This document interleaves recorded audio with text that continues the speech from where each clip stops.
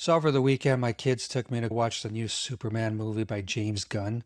Overall, it was a pretty good experience. The movie was very well made. I thought that it told a very good story, one that is similar to other Supermans that you might have seen while you were growing up as a kid.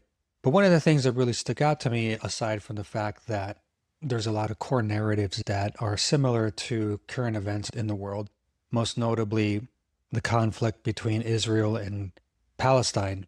One of the other things I took notice of was the engineer, a character that was created who is a half woman, half machine entity that has lost her humanity to become this servant of Lex Luthor.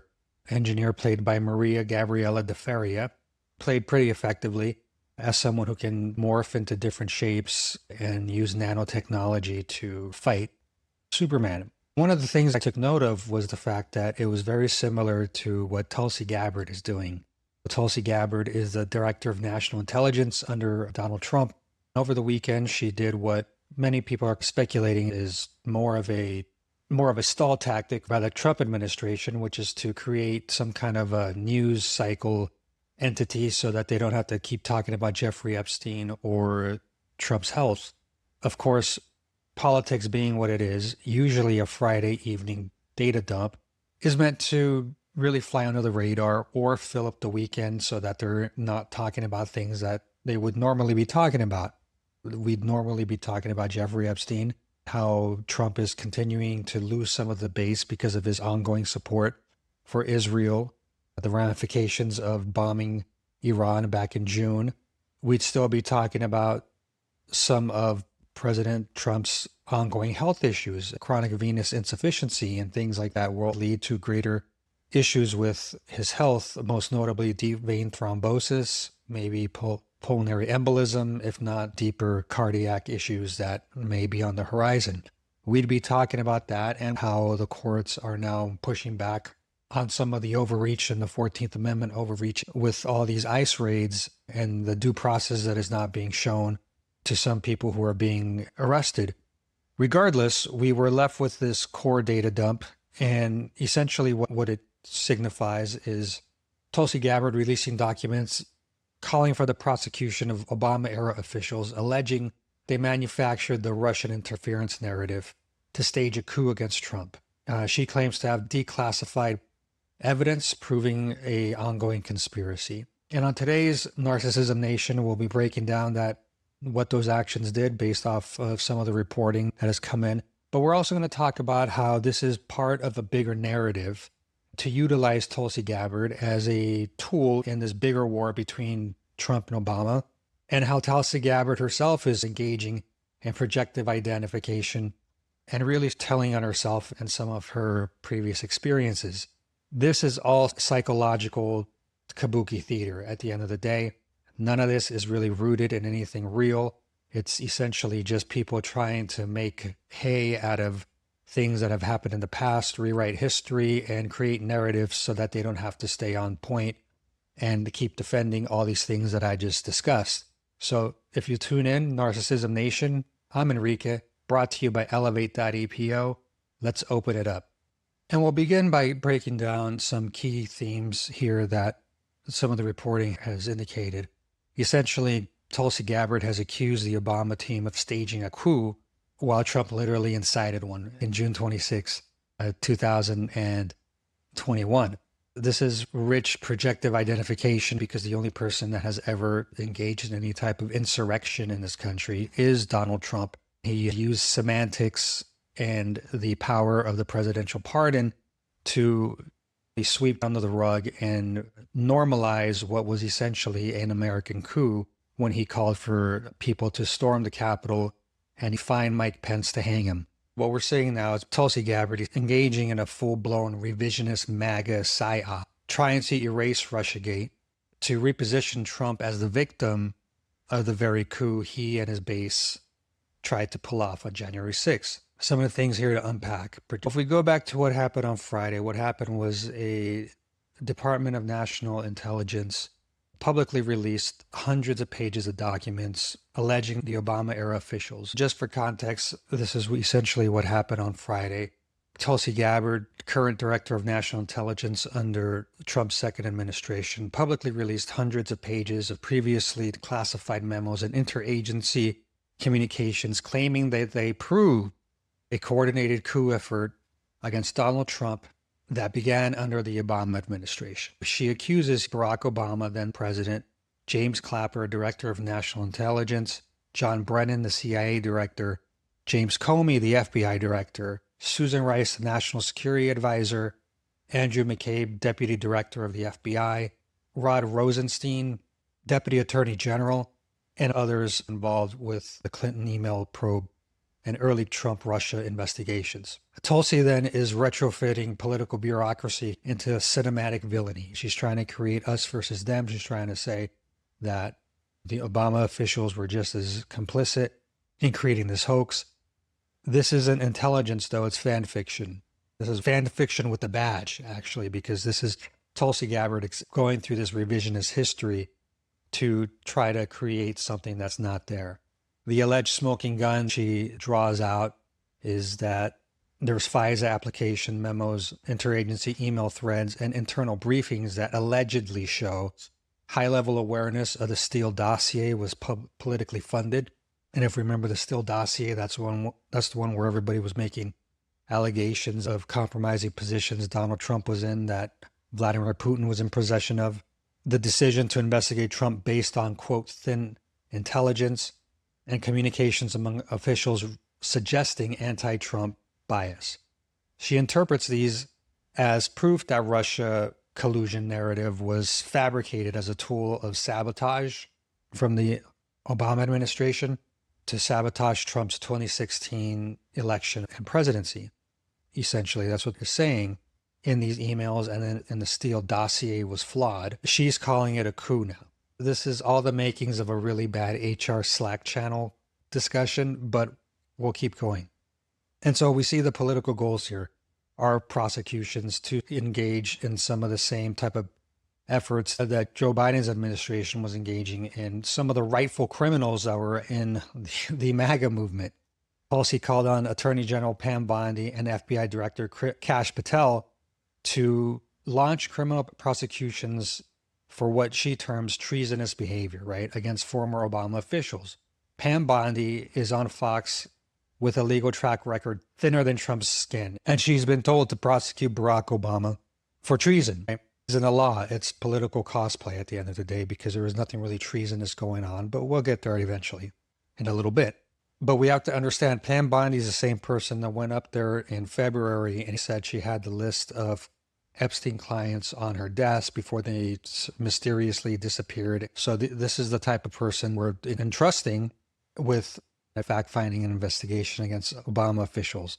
The memo release itself was timed for Friday afternoon, July 19th, 2025, coinciding with increased media scrutiny of Trump's declining health, recent reports of chronic venous insufficiency, as I've already mentioned, and as my 2 videos last week I've shown. And it came alongside fresh public interest in renewed Epstein-related records implicating Trump and others. Critics, including national security correspondents and ex-DOJ officials, said that this was classic look over here bait, because that's what these weekend drops are. They're just meant to get a news cycle for the weekend and move the football away from what's actually happening. But she dropped a deep state mixtape at the end of the day on a Friday afternoon, hoping to trend on Truth Social while the rest of the world is asking why the Epstein list still hasn't come out, right? All the while CNN platforming guys like Nick Fuentes and delivering his take, which is pretty much in line with where most of MAGA is at this point. We see how the expert and media blowback happened almost immediately, right? Rachel Maddow, depending on what you want to say about Rachel Maddow, at the end of the day, she's still one of the most seasoned political analysts that you'll find out there. She pretty much said that the dump was ludicrous, nothing worth going through. It was essentially the same type of nonsense that Pam Bondi produced and is very much in line with a MAGA-based Trump administration that is very thin and flimsy when it comes to doing the investigative work. It recycles already debunked conspiracy claims as if they were true. So we're seeing QAnon and all that other stuff coming forward. Former Intel officials stated that there is nothing materially different here to prove any type of illegal activity, only bureaucratic friction and uncertainty. Analysts across CNN, Yahoo News, and The Atlantic labeled Tulsi's move a media stunt designed to insulate Trump by distracting from legitimate legal exposure. So even the CIA guys, right? She's quoting, nah, this ain't it. Tulsi's she's trying to launder Trump's ego here through redacted PDFs and expired talking points. And we all know how the administration loves to use redacted PDFs to essentially not say anything and just retell the same story. And so what we're seeing here is at the core psychodynamic perspective dynamic here that occurs is again, projective identification. I spoke about projective identification in my video on Friday. Trump, who publicly invited Russian interference in 2016 and benefited from the James Comey letter, tanking Hillary Clinton's chances towards presidency, he's now trying to rewrite history. He's claiming he was the victim of election meddling as opposed to being the one who actually invited Russian collusion and hackers to produce emails that they had stolen from Hillary Clinton. We have Tulsi here who's craving legitimacy and status in the male-dominated regime, right, is now acting as the embodied mouthpiece of all this shame, which is now being projective identification. Tulsi Gabbard is the brown Karen with the clearance badge. She doesn't expose conspiracies. She performs someone else's guilt, dressed up in uniform, hoping to matter in a story that never included her. So that's essentially what this was on Friday. It speaks a lot to the way in which Tulsi Gabbard has come up on the scene and carried herself since she came into office. If we look at Tulsi Gabbard, we look at just her background. She was born April 12th, 1981, American Samoa. She was raised in Hawaii, educated at Leeward Community College, Hawaii Pacific University, and served as an Army National Guard reservist since 2003, receiving the rank of lieutenant colonel. She served in the U.S. House from 2013 to 2021 as a Democrat. She was vice chair of the DNC and member of the Armed Services Committee. She left the Democratic Party, endorsed Donald Trump, and joined the GOP formally in 2024, confirmed as the Director of National Intelligence, February 2025 by a 52 to 48 vote, so a very partisan vote. Her father was Mike Gabbard. He's an Indo-Samoan descent, conservative Catholic. He was anti-LGBTQ activist. He was a state senator as well. Founded a religious cult organization, Science of Identity Foundation, with ties to Chris Butler, a reclusive guru who influenced much of the family's worldview. This cult was a Hare Krishna adjacent type of organization that she was a big part of and her family was a big part of. Her mother is Carol Gabbard, a white woman of German descent, less publicly visible, often absent from major shaping narratives, emotionally unavailable or foreshadowed by the father's dominance. And this is something key to her upbringing and understanding what's happening internally from a developmental object relations perspective. Here we see Tulsi's primary organizing object is paternal, a rigid idealizing in many ways, totalizing, as well as everything comes back to the strong male figure that Tulsi's personality is always trying to look forward to and moves towards. Mother is either emotionally distant, submissive, or perceived as ineffective, creating no safe maternal container for Tulsi if we look at her from an object relations lens. If we're looking through a mirror lens, a Lacanian lens, Tulsi likely received a mirror that reflected obedience, righteousness, and masculine loyalty. Her value emerged not from her own autonomy and individuation, but from being useful with patriarchal order, meaning that she grew up not to be loved, but to be of use, especially to powerful authoritative men. From a religious doctrine, she's deeply shaped by that Hare Krishna adjacent guru, Chris Butler, who ran the Science of Identity Foundation. She was indoctrinated with ascetic discipline, authoritarian values, and gender submissive teachings. The impact here being that early loss of psychological autonomy led to a development of performance-based identity and formation of a false self. Externally disciplined, internally dissociated. At 21, Tulsi joined the Hawaii Army National Guard. She was deployed to Iraq as a medical specialist, right? Here we see the split identity formation in Tulsi. Warrior persona becomes the public-facing mask.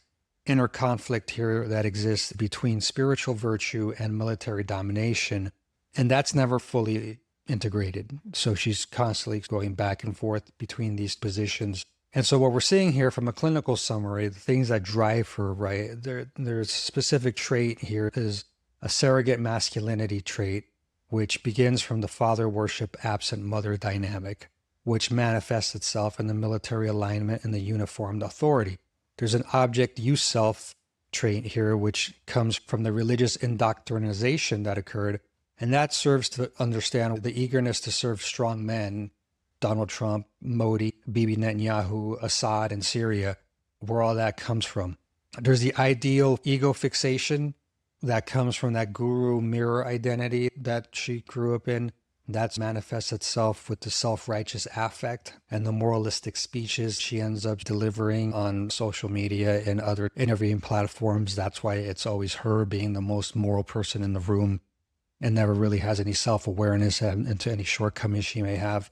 Defensive submission is another trait that is very key here for what's driving her. That's from her childhood emotional economy, which essentially manifested itself in political shape-shifting, no real loyalty to anything real, but just to power. That's really what Tulsi's about. She reads the room, she sees where the power is headed, and then she allies herself with that perspective because she knows where her bread is buttered at the end of the day. So she's not just mirroring Trump, she's reenacting a lifelong pattern, finding powerful men, fusing with their mission, and then discarding herself in service for their projection. She did this with Obama, and then when they were done with that aspect of her personality, she decided to join Trump. She's not a very hard person to figure out here. We see how Tulsi is structurally prone to becoming a tool for narcissistic men. She is exactly what Donald Trump wants because she is someone who, like the engineer and Superman, he can control and command to utilize her non-human form in whatever way possible, including creating these trumped up coup accusations against Barack Obama to carry water for the Trump administration. She internalized power through service, not through her own sovereignty, which is why she finds purpose in echoing Trump's psychosis rather than exposing it and doing what most people do, which is to see right through this flimsy man and realizing that this is nothing more than a talking head narcissist that doesn't really have anything real to say. If we see from that perspective, what really happens is splitting as a defense mechanism. Tulsi demonstrates a classic splitting dynamic here. She once embraced liberal ideas, anti-war progressive identity politics, and now she violently repudiates them, projecting all evil onto the Obama deep state, while idolizing Trump as a persecuted redeemer. And this is because she's managing internal conflict by dividing her internalized objects into all good and all bad. This helps avoid the anxiety of ambivalence when she can just see the world black and white, because essentially she's a narcissist herself. She sees the world a lot like the child sees the world. And that's something that she can't tolerate. The cognitive dissonance that comes with advanced adult thought. Mentioned that she identifies with the aggressor, right? She grew up in this very intolerant, hierarchical environment, served in the military, and these things have made her reach out and align herself with quote-unquote strong men. We can look to how she was supporting Bernie Sanders when the DNC didn't give Bernie Sanders his opportunity. She jumped ship and immediately met with Bashar al-Assad, who was literally engaged in killing his own people. Currently, we're seeing how she's aligning with Trump and weaponizing her DNI role. Tulsi reenacts that psychological contract of, I'll be safe if I just serve the strong man. Her internal persecutory objects are managed through merging the dominant masculine power figures with whatever she has floating around in her head. There's a false sense of adaptation here because she is a chameleon-like political evolution. She went from a progressive veteran to conservative attack dog, which suggests there's a false self-structure here. A compliant, performative persona that adjusts to please whatever object happens to hold most narcissistic gravity at that point. In this case, it's Donald Trump. Rather than a coherent identity, Tulsi operates through relational mirroring, She reflects back the need of the powerful object, the DNC or Trump, and then gains temporary feelings of control and safety, but at the cost of her own integrity, as we've seen time and again throughout her career. She's not just shaping policy, she's acting out internal dynamics on a national scale. Her push to prosecute Obama officials and purge the coup plotters isn't just politics. It's an attempt to externalize and expel her own bad objects internally. She's in effect saying, the traitors aren't inside me, they're inside the Republic. If I eliminate them, then I'm all clean again. And this is really the projective identification occurring real time inside of her. Unresolved pre-Oedipal attachments. This is pretty evident right there. Her enmeshment with strong patriarchal figures, Trump, rejection of former maternal objects in the Democratic Party, progressive values, right, reflects a deeper inability to individuate from early maternal fusion. The GOP gives her the phallic weaponry, essentially, to attack the mother, which is symbolized here by her Obama-era liberal establishment, intelligence community, and feminized notions of justice and feelings. That all leads to the underdeveloped holding environment that was never present. A strong maternal presence provides that emotional containment, mirroring, and regulation. Without that, a child doesn't internalize a sense of safety or consistent identity. Instead, they turn to external structures to regulate their inner chaos. Trump's response here was she enlisted in the military. She gravitates towards hierarchy. Again, disciplined father figures. And if we look at it from a Jacques Lacan perspective, we're seeing here that the mother stage, there was an alienated identity, right? In Lacanian terms, the mirror stage is where the child first sees an image of itself, an externalized ego, and misrecognizes it as a whole. That forms the I, many times, right? It's always fiction rooted in alienation. For Tulsi, that mirror wasn't neutral. It was already inscribed with the symbolic order of masculinity. She didn't see herself. She saw the idealized image of the obedient daughter soldier, the one who pleases father, defends the nation, and erases the mother. In the name of the father, that's Trump in this case. The paternal function here introduces the child into the symbolic order. It limits desire and structures law. Essentially what it does is create boundaries, right? Mom's mirror and dad's create boundaries. But Tulsi has bypassed the symbolic father in favor of a hyper-real imaginary father in Trump, or in the military, or in Modi, or in Assad, or all these other strong men she gravitates to. She doesn't enter language as a subject on her own. She becomes a signifier in Trump's sentence, meaning she means what he needs her to mean, essentially. She's just a tool for Trump to have a conversation with his broader audience. And even in this case, she's not really speaking on her own volition. She's essentially just being the mouthpiece of Donald Trump. The desire of the other is something that Jacques Lacan really talks a lot about as well. And the Lacanian subject is always formed in relation to the desire of the other, right? Tulsi's position, whether as soldier, politician, or now the DNI, is constructed entirely as responsive to male-coded desire. She became what the military wanted, then what the DNC wanted and needed. Now she's performing what Trump's base desires, right? A loyal, hot, smart, brown-skinned woman who punishes liberalism with a smile. Really, that's what they're looking for, being trafficked by MAGA. Her whole political body is a phallic mask at the end of the day, a weaponized mirage of femininity in service to the male law. And the lack, which is something that we also see a lot of in Lacanian theory, at the core of Lacanian subjects is manque, right? The constitutive lack that occurs here. Tulsi's lack is unbearable because it was never met with a mother's soothing gaze. So instead, she wears a uniform, takes orders from men, and executes prosecutions. She performs completeness by aligning with the father's essence. We could have another conversation at some point on what all that means from a Lacanian perspective. You can also go back and some of the archives, Precision Cycle TV, Narcissism Nation, talk a lot about Jacques Lacan and what some of those terms may mean. But her speech at the end of the day isn't her own. It's the looped echo of someone else's fantasies and desires. So just to overlap this and conclude it, we're seeing here the concepts of the mirror stage, where she saw militarized male serving image and mistook it for the selfhood. In the name of the father, she bypasses symbolic authority in favor of raw imaginary power, desire for the other. She is the mirror of her fantasies, not a speaker of her own desires. The lack that exists in her end is what she's lacking. Her lack is hidden behind prosecution, patriotism, and punishment. Tulsi isn't speaking for herself. She's a projection every MAGA dad's fantasy, the obedient daughter with security clearance. If we look at some of the timeline, she's coming out saying that Barack Obama and his staff were creating this narrative as an attempt to create a coup against Donald Trump. But if we look back at 2016 and 2017, the timeline itself refutes everything that has been presented by Tulsi Gabbard. I'm lucky enough to have been alive back then and paying attention. Part of the reason MAGA is successful at this junction is because they are counting on the fact that a significant portion of their base has not been paying attention and didn't really pay attention back in 2016 to exactly the mechanics of what was occurring. In the summer of 2016, if we go back and we look at that, U.S. intelligence agencies picked up the evidence of Russian cyber interference, right? That was front and center in a lot of news agencies.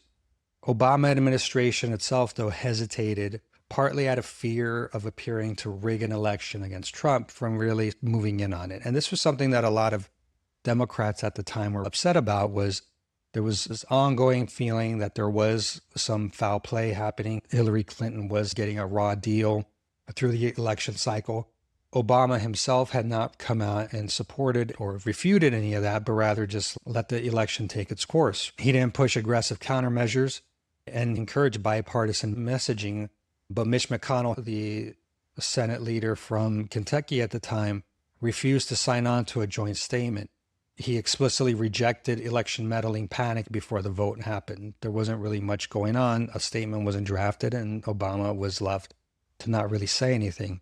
Even in his addresses to the DNC, he didn't say anything. And even after the election results had come in, he decided that the peaceful transfer of power was more important than to actually throw in objections at the certification of the Electoral College. Donald Trump was allowed to become the president, rightfully because he had won the Electoral College.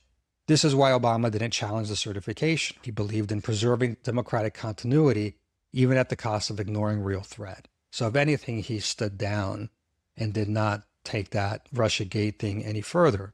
Trump's own words, however, do implicate him in the Russian collusion itself. Here we see the projective identification rearing its ugly head again for this narcissist, Donald Trump.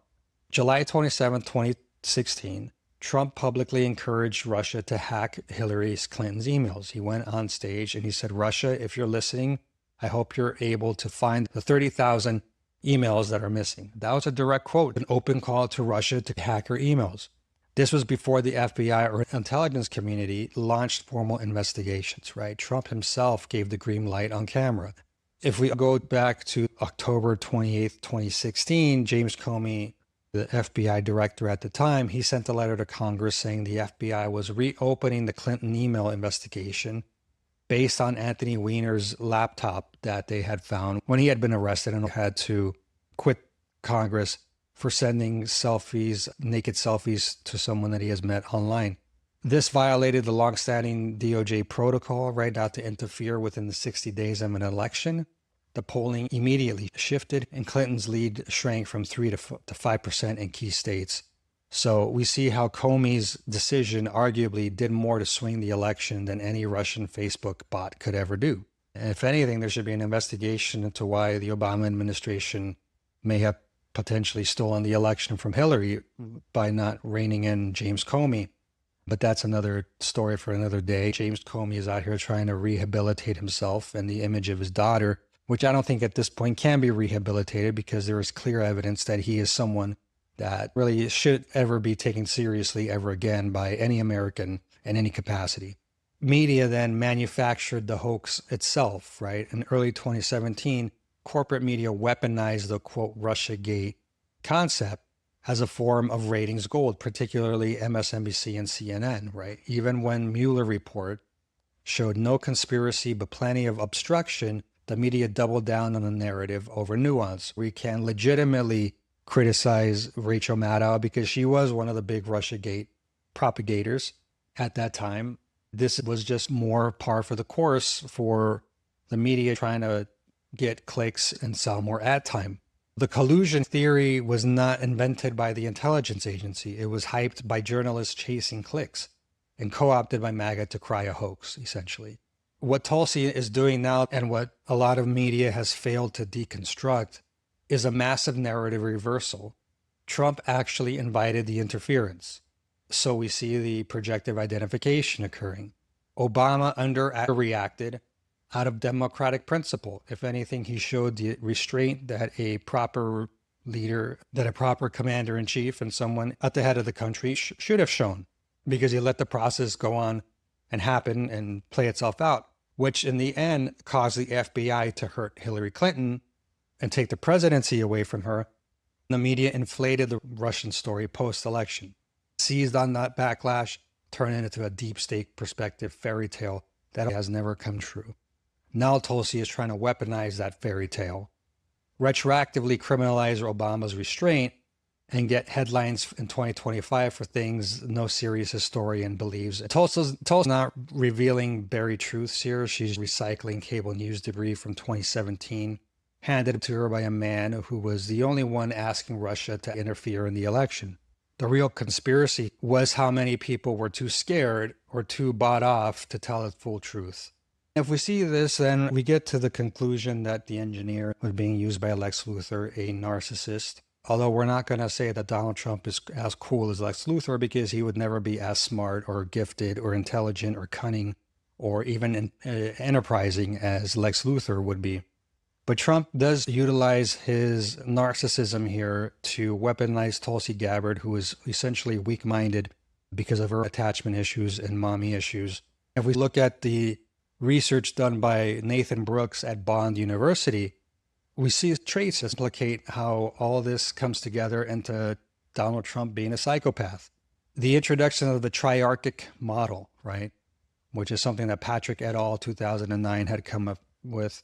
The triarchic model is essentially a three-pronged test here model of boldness, meanness, and disinhibition, which is something that they utilize to really conclude that 20% of most corporate CEOs are psychopaths. It's central to a lot of the research that Bond has done here, and it maps directly onto Trump's observable behaviors, right? If we look at the boldness, Trump's behavior mirrors that with his charisma, public fearlessness, media domination, rapid recovery from scandal. If we look at the meanness component of this triarchic model, mocking disabled reporters, cruel nicknames that he'll give his political adversaries, and the joy in humiliating his rivals. Disinhibition comes in the form of his impulsivity, the Twitter rants, the Truth Social blasts that he puts out, the lack of behavioral restraints, his financial chaos that exists. Here, it confirms that these traits are central to the psychopathic personality functioning outside of the prison system. This is something evident and predictable within psychopaths in, for instance, corporate environments. If we look at fearless domination, Trump scores high on that. Brooks identifies as fearless dominance, a hallmark of corporate political psychopathy. It's immune to consequences. It's Teflon personas, a lot like John Gotti, leader of the Gambino crime family, right, which Trump tried to model himself after. And the lack of internalized shame or fear, dominance through spectacle, is essentially what Donald Trump is really about. And so the fearlessness dominance was more prevalent in business and political leaders than even in criminal samples at times. That's something that Brooks had concluded. That's saying a lot, right? Because it's saying that most of the nation's psychopaths are in our boardrooms and not necessarily in jail where they should be. From Brooks's research, it tells us that it entails a constellation of attributes, including deficient empathy, disdain for close relationships, and empowerment through cruelty. And if we see from Trump's perspective, the behaviors that he illustrates, right, lacks close personal attachments. That's very evident. One minute he'll have friends, the next minute they'll be gone. He objectifies his allies and his enemies alike. Everyone to him is an object, someone to be leveraged. There's no true sort of humanity component there. He derives status from cruelties, firing people, insulting veterans, inciting mobs. This is something that Trump, we've all seen this happen. And it's very evident that is, again, a hallmark and telltale sign of a psychopath. Instrumental aggression is something that Nathan Brooks also brings up. In the workplace, psychopaths don't act out randomly. They perform instrumental cruelty, choosing their targets for strategic gain. This is something that we see in Trump's aggression.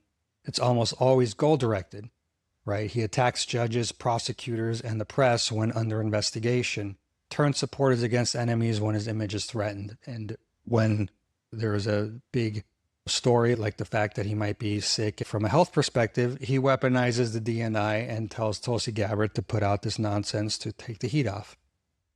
Projective identification and manipulation. Psychopaths often engage in threats, bullying, verbal intimidation, and manipulation to achieve dominance. This mirrors Trump, his gaslighting of reality, election denial, his projection of guilt. They're not after me, they're after you. I'm just in the way. That's something that he'll say oftentimes and really be glib about.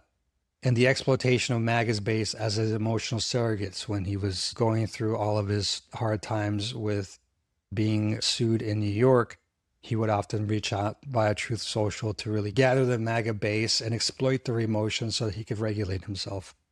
Telltale signs of true narcissistic psychopaths. According to Robert Hare, mentioned in Brooks's research, the PCLR factors exist. Trump checks off glibness and superficial charm, grandiose sense of self-worth, pathological lying, conning manipulative behavior, lack of remorse and guilt, shallow affect, callous lack of empathy, poor behavioral control, irresponsibility, failure to accept responsibility. Even if you strip away criminality from all that, his behavioral profile mirrors that of a successful psychopath to an alarming degree.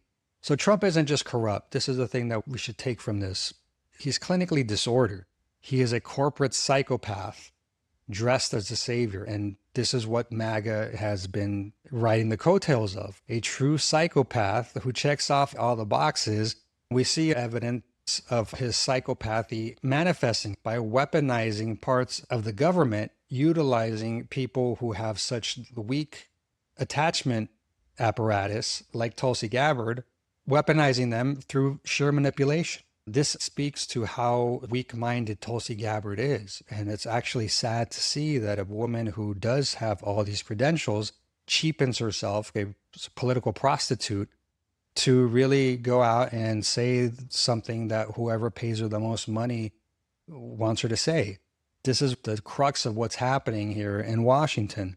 Aside from the fact that we have a very sick man trying to create some kind of a diversion, we also have a woman who is actively debasing herself because Trump has found the perfect manipulative foil to essentially carry out his campaign. When we look at these stories and we don't know what to make of them, the immediate thing that we should default to is that most of these things are just projections. Most of this is projective identification of a psychopath utilizing a weak-minded narcissist to carry his water.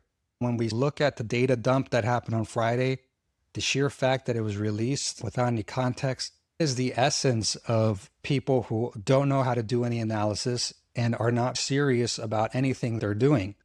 These are the people utilizing the political process to go after their enemies. When they say that the government and Biden had gone after them, this is the projection. They went after them because these people actually committed crimes. There is nothing on any of these leaks. Even if you go on Twitter and engage in that hellscape that exists there, the majority of the people on Twitter are just recycling the same nonsense over and over again. And there's a reason that rational news outlets, people with actual credentials, are just dismissing this because it is child's play at the end of the day. This data dump on Friday was an absolute nothing burger that is meant to just take the heat off of a guy who is months away, if not weeks, from having a major coronary incident and potentially going to lose the House and Senate come 2026 and really have that impeachment happen again, if not be 25th Amendment by his own party, because he has reached the point where now he is functionally incapable of actually governing. Despite all the videos that the MAGA jerk-offs are trying to attach themselves to, there have not been any wins in the past 6 months. The only wins is more and more failure. And despite the fact that he can massage tariff numbers All you have to do is go outside and see that people are not walking the streets or enjoying commerce anymore to see how fast and how devastating he is tanking the economy. And that's really, at the end of the day, what the biggest issue is. The one thing that Donald Trump could always hang his hat on was the fact that the economy was always booming. And the reality, that's not going to be the case. We're going to come to August and we're going to probably have some of the lowest economic numbers of his administration. And at that point, the poop will be hitting the fan, because not only has he not delivered on Epstein, not only has he not delivered on not providing aid to Ukraine, which he continues to do, not only has he not provided a solution towards the happenings in the Middle East, and if anything has escalated U.S. military response. And aside from that, he's actively dying. So he's really in a position where he's struggling. And the reality will be that in a few weeks, we're going to start seeing the dismantling and the devolvement of a administration that is in its final death throes, because the reality is that Trump out past 2026, I'm calling it right now on Narcissism Nation, will not happen. If anything, J.D. Vance will become the new president come December of 2026, if not January 2027. Republicans can have a 2-year window to really groom J.D. Vance into an actual, real, legitimate presidential candidate, who at that point will have to go up against a very strong Gavin Newsom or Andy Beshear or someone from the left who is actively making themselves more available. Gretchen Whitmer from Michigan. One of these are going to come out and really start putting the screws to J.D. Vance. The reality is that Donald Trump is someone that's going to have to get out of the way. That is going to be must-see TV, because if we know Trump and we know his psychopathy and media savvy, he is not going to allow that to happen. It's going to be interesting to see how ridiculous MAGA and the Republican parties, the pretzels they're going to fold themselves into to accommodate and appease what they've sold their souls for. So hopefully we've been able to put out there and explain a little bit why this Tulsi Gabbard release on Friday is essentially a nothing burger, why it's nothing more than projective identification, why it implicates Trump's own actions in calling for the Russian collusion. At the end of the day, this is nothing more than a psychopath utilizing a weakly attached narcissist to really further his own fantasy. Tulsi was never the main character in any of this, and this is the problem with Tulsi Gabbard. She walks around with main character energy. She's just a tool that isn't going to survive the meteoric fall. Not to give away the Superman reference here, spoiler alert. The reality is that she's not going to survive this meteoric fall, and she'll find the next strong man to attach herself to, because that's who she is. She's not someone that actually has any real internal moral compass. She's just someone that navigates and attaches herself to the strongest person she perceives in the room. Thank you very much for joining me today for Narcissism Nation. My name is Enrique. It has been a pleasure. Of course, we're still offering Precision Cycle, our premier psychological recalibration offering, which is beyond therapy. If you want to start changing your life, seeing the world from a different perspective, and actually get results with our 7-point dimensions of assessment and recalibration, please feel free to reach out to me, Enrique at elevateepo.com. Also, Precision Cycle TV on Instagram, TikTok, and Threads. Narcissism Nation on YouTube. Thank you very much. We'll be back on Friday for another episode of Narcissism Nation. Until then, have a great week.